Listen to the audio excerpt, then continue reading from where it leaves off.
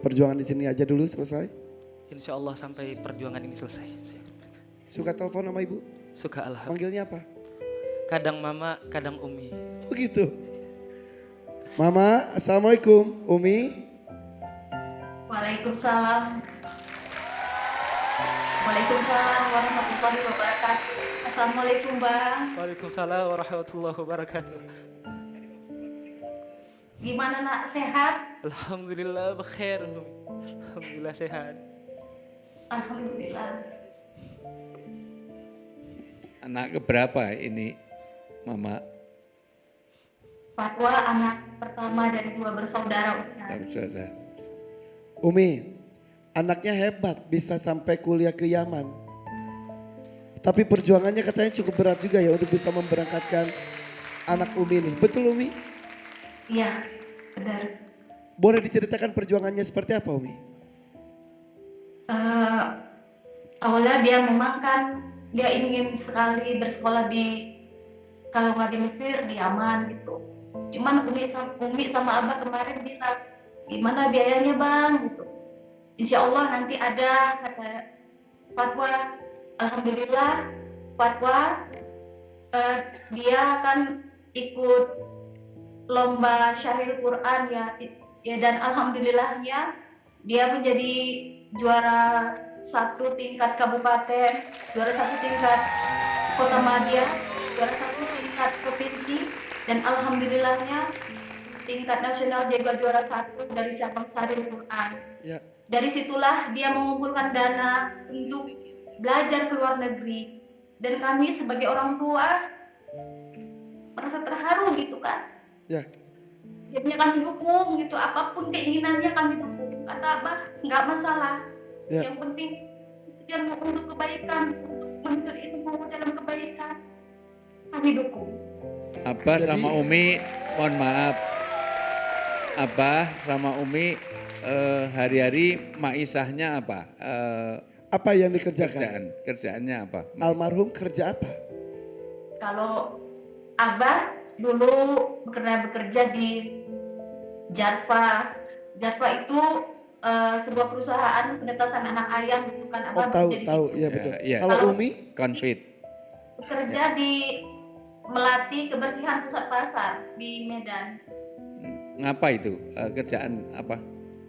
Sapu jalan Ustadz. Oh, Saya sapu tukang jalan. sapu jalan. Umi tukang sapu jalan. Iya. Anak tukang sapu jalan bisa sampai ke Yaman. Itu Umi kalau nyapu jalanan dari jam berapa Mi? Umi mulai jam berapa sampai jam berapa? Kalau saya bekerja, Mama dari pukul 6 sampai pukul 2 siang. Cuman Umi berangkat dari rumah sebelum sholat subuh. Umi sholat subuh dulu di sana baru Umi bekerja. Itu nggak ada liburnya Mi? Liburnya ada sih, bergantian lah gitu Mama dengan teman yang lain. Nggak bisa ditentukan juga liburnya kapan. Masih sampai sekarang Umi? Gimana kurang? Umi bertugas menjadi pembersih jalanan itu sampai sekarang masih. Alhamdulillah masih. Jadi Irfan. di sini kita bisa melihat Umi sedang bertugas. Masya Allah. Dari ibu yang luar biasa itu lahir anak yang soleh seperti Jadi ini. Bayangkan kalau menyingkirkan satu duri dari jalan saja merupakan sedekah, apalagi maka beliau hari-harinya bertugas di bidang kebersihan. Maka keberkahannya adalah ada pada Iya. anaknya. Fatwa, Mau tanya, apa hikmah yang kamu bisa ambil dengan perjalanan ini? Hikmah yang besar, saya belum bisa membahagiakan kedua ibu saya. Saya hanya bisa mendoakan, Allahumma gfir lahu, Allahumma gfir laha, Allahumma gfir lahu, warhamhum wa'afihi wa'fu anhum. Buat almarhum abah saya, buat Umi, asallahu yu'ti alaik sehatan wal afiyatan was sa'adatan wal ni'matal barakah wa darajatan fil aula indallahi ta'ala. Allah berikan derajat yang tinggi di dunia maupun di akhirat. amin. Bro. Dan ini doa ini kan sesuatu yang mahal. Bahwa doa anak soleh itu akan sampai ke Nyambung. kuburnya. Mungkin banyak orang tua yang berhasil mendidik anaknya S2, S3, jadi pengusaha, kaya raya, tapi belum tentu mereka bisa mendoakan. Ya, ini Dan ini Kedua orang contoh tua. konkret buat kalian anak-anak. Bahwa kami sebagai orang tua, khususnya kami seorang ibu, rela berkorban apapun demi masa depan anak-anak. Contoh uminya Fatma, Masya Allah luar biasa. Saya sebagai ibu, itu pun merasakan bagaimana perjuangan kita membesarkan anak-anak.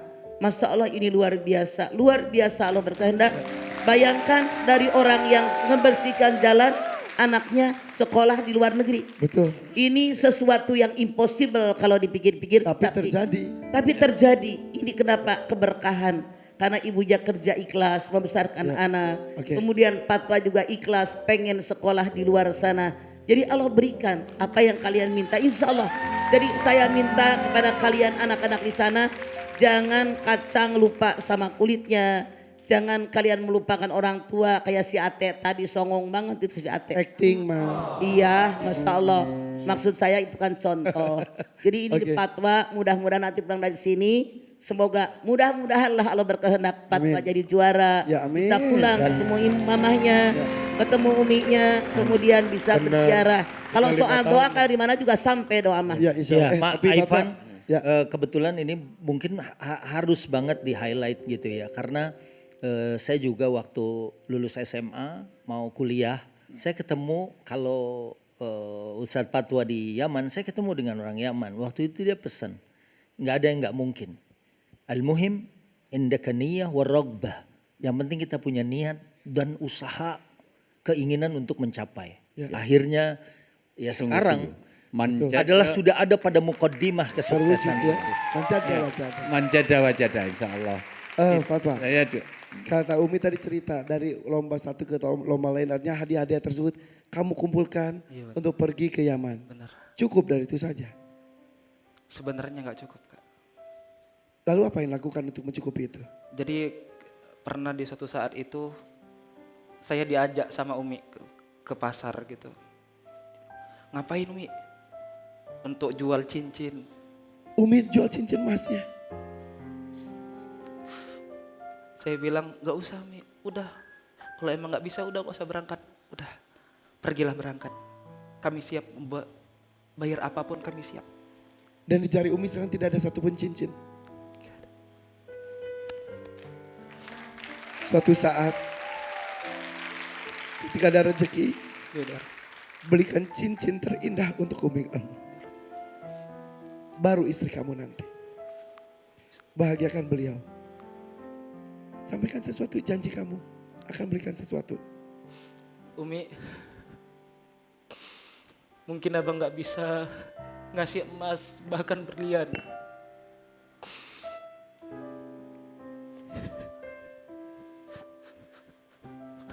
Tapi doa yang ikhlas dari anak yang soleh tidak akan pernah hilang dari hidup Umi, baik di dunia maupun akhirat.